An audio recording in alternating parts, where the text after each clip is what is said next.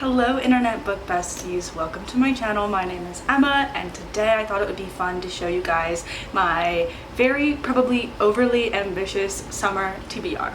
So if you did not see my last video, I showed you everything on my physical TBR. That was a couple months ago.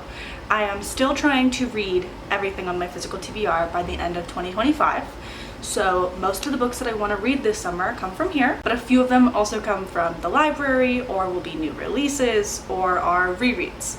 So yeah, I think I have about 30 books to show you guys, which sounds like quite a lot, especially because I'm a mood reader. But I think I will be in the mood to read at least most of these that I talk about today over the summer. And also I think 30 books between now, which is June 16th, and the end of August, doesn't sound like too crazy. I think that sounds doable, especially because a lot of these are fast horror, middle grade, and they'll just go by pretty fast. With that said, let me show you guys the books that I want to read this summer. Okay, so I want to start off with the books that everyone considers like quintessential summer reads, and that would be the romances on my shelf. I actually only have 3 of them, and I want to read all 3 of those this summer. So I have People We Meet on Vacation by Emily Henry. This is the last Emily Henry book I have to read. I saved it for last because I've kind of been intimidated. I've heard lots of people hate this, but then the people who love it, love it. And I will say I'm a friends to lovers girly, so I really do think this could be my favorite Emily Henry. So I've just kind of been putting it off. I'm very excited to read this. I thought about reading it before Funny Story came out, but I was like, no, like the cover, they're on vacation, I have to read it out by the pool, I have to wait until summer. So very excited to pick this up. I will be reading it on a sunny day by the pool. And then the only other 2 romances I have on my shelf are by the same author in the same series. It's Astrid Parker Doesn't Fail and Iris Kelly Doesn't Date by Ashley Herring Blake.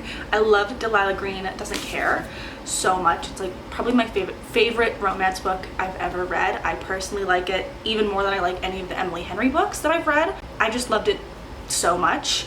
So once again, I've been putting these off because I have a feeling I love these a lot. I also want to read them outside. Just, I don't know, something about romance screams like reading by the pool, reading on a picnic blanket in the park. Like, I just really want to read these outside on like a nice day. So I am like 20 pages into this, but it's just been rainy all week and I just haven't been in the mood to continue it. So on a good sunny day, I will pick both of these up. And I am kind of hoping to get to them by the end of June because they are sapphic romances and I'd love to read them in Pride Month. But if I don't get to it, I'll get to it at some point this summer. The next book I want to read this summer is Hazel Bligh and the Deep Blue Sea, also by Ashley Herring Blake. I am not 100% sure what this novel is. I believe it's like a middle grade contemporary novel, probably about a young sapphic girl. Her mom has passed away, I do know that, so she's reeling in the aftermath of her mother's death, and I just know it's gonna be sad. I know it's gonna be a little bit magical, and I know it's probably gonna make me cry, and I just have really enjoyed Ashley Herring Blake's middle grade novels as well. I've enjoyed her romance novel that I read from her, and I've also read 2 of her middle grade novels, and I know I'm just probably gonna really enjoy this. And also, the middle grade novels are super fast paced.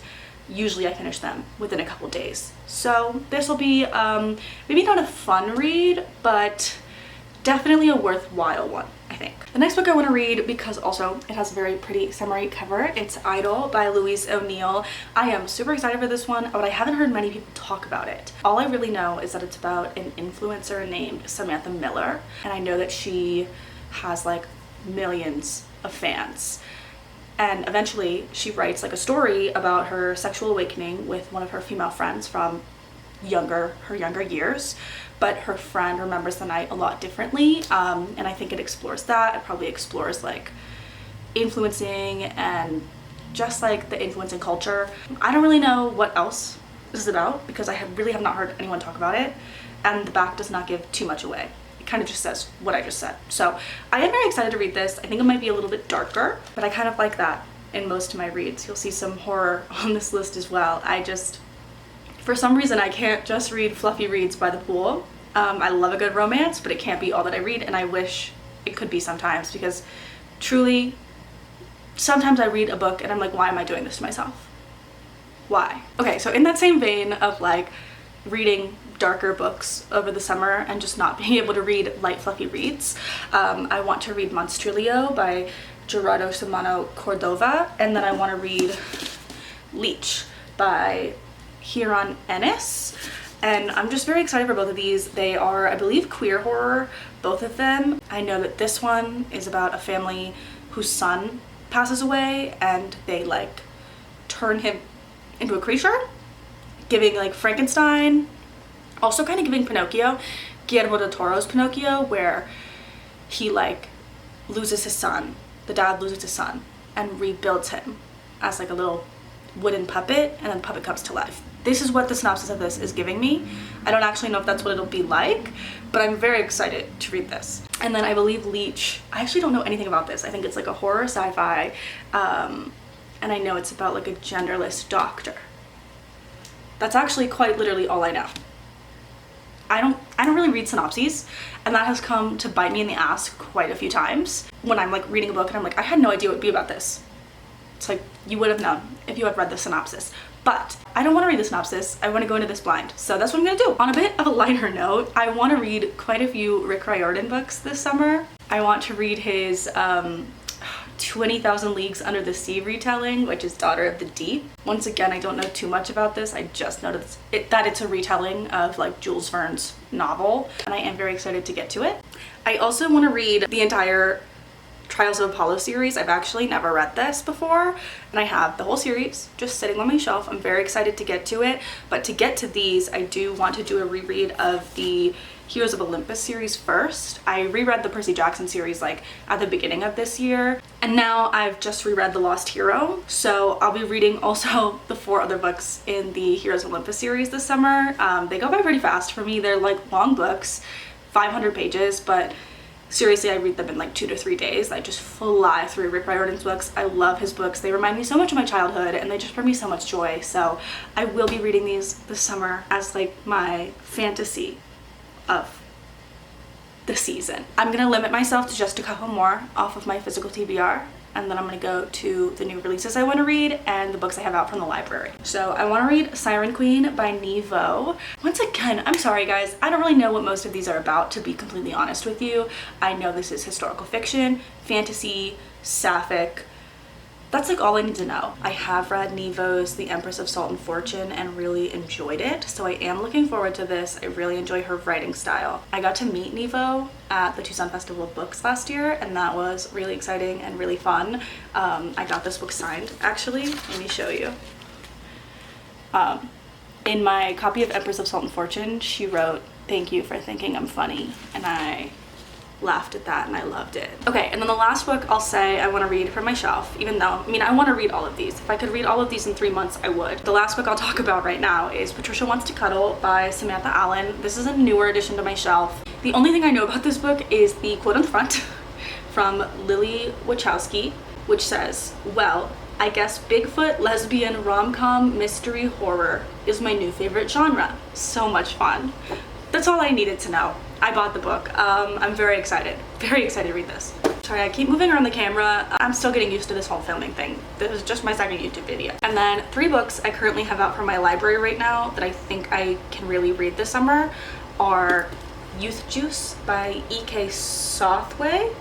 I actually don't know how to pronounce that last name, but I read Rouge earlier this year by Mona Awad, and I also read Natural Beauty by Ling Ling Huang this year, and I'm just really enjoying the trend of like horror surrounding the beauty industry and the need to be perpetually young and take care of your skin and take care of how you look, and I just think there's a lot of like commentary to be said there, and I really appreciate seeing that commentary in a horror novel. So I am very excited to see this newest, I think it's like a body horror story about a woman who gets involved in like a goop like business. I don't know if she works there. I think she works there. Yeah, she works at like a skincare wellness company, and it's supposed to be goop-esque. I also want to read Tempest of Tea by Hafsa Faisal. I'm very excited for this one too. Obviously, I'm excited for all of them, but I've heard this compared to Six of Crows. The only problem is I've actually never read Six of Crows, so I kind of want to read this with Six of Crows and then also with another heist novel. I have Five Broken Blades by Mai Corland up here, but I just can't commit to reading all 3 of them at the same time and at once. So this one seems the most summery of them to me. I literally can't tell you why. Don't know why. Just vibes. Maybe because it's like the YA one, so I feel like I can read it just a little bit faster. but I've heard great reviews from this from my friends, so I am very much anticipating getting into this, and it's due back at the library in like a week and a half, so I kind of need to read it, or I'll have to be put on a month-long hold again. And the last book I currently have checked out from the library that I want to read is Fire Exit by Morgan Talty. All I know, cover, intriguing. I want to read more fiction written by Native American authors, so this is definitely a priority for me. If I don't get to it this summer, I will be getting to it in the fall. So it just kind of depends on if I'm in the mood to read a bunch of horror this summer or if I decide to push off some of the horror until fall. Okay, and so now I'm going to show you my like anticipated releases that I'm actually not going to buy. I have all of them on hold at the library. I stalk my local library's books on hold page, like genuinely go on there once a week and see when they put books up.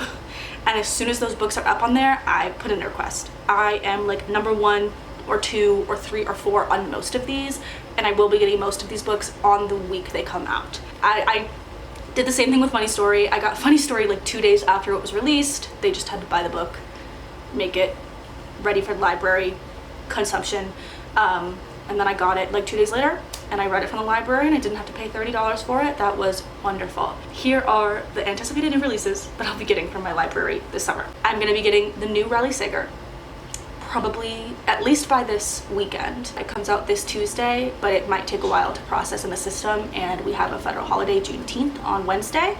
So I'll be getting that this week at some point, and I will be reading it as soon as I get my grubby little hands on it. I have a love-hate relationship with Riley Sager. I really enjoyed Lock Every Door, Home Before Dark. The Last Time I Lied, I think I really enjoyed. But then I didn't enjoy like Final Girls, and I did not enjoy The House Across the Lake, which I know is an unpopular opinion. I didn't like it. It's like my least favorite Riley Sager book. I really enjoyed the one he put out last year too. I can't remember what it's called, The Only One Left or something. I really enjoyed it, but I just am getting tired of like Riley Sager writing the same female protagonist over and over and over again. Like, it's just getting exhausting. So I am really excited that his new book, Middle of the Night, is following a male protagonist, and I am really excited to see what he does with that. And then I also have Reckless on hold, the next book in the Powerless series by Lauren Roberts. I had such a fun time with Powerless. I would not recommend it to everybody, but I have not read a lot of young adult fantasy. I haven't read a lot of fantasy in general, and I just like had such a fun time. Like, the banter between Peyton and Kai made me kick and giggle my feet. I definitely had problems with the world building. I was like, what are we doing here? What is the purpose?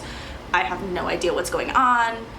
But I was able to overlook all of that because I just had such a fun time. So I'm hoping I continue to have such a fun time with Reckless by Lauren Roberts, which comes out at the beginning of July. I didn't like the novella Powerful that just came out. I think that might have been because it was too short for me to connect to the story that was going on in the novella, because it was only like 200 pages. So I'm really hoping, fingers crossed, that I enjoy this sequel.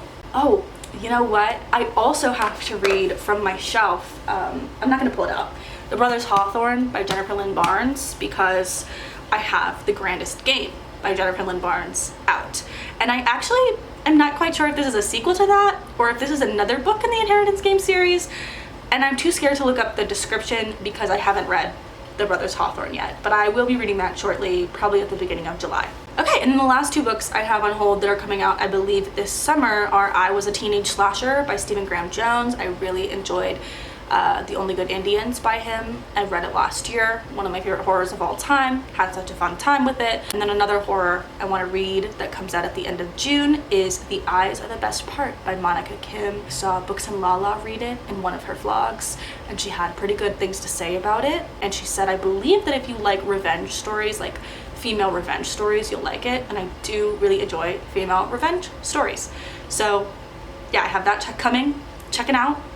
I'm very excited. Anyway, that is my overly ambitious summer TBR. We'll see how many of those I get to. We'll see how sidetracked I get as well, because any day I will decide to pick up something else that I did not mention in this video. My mood changes very regularly. I'm a mood reader, and I just pick up books based off vibes. So I will see which of these get read, which of them don't, and I will see you again in my next video.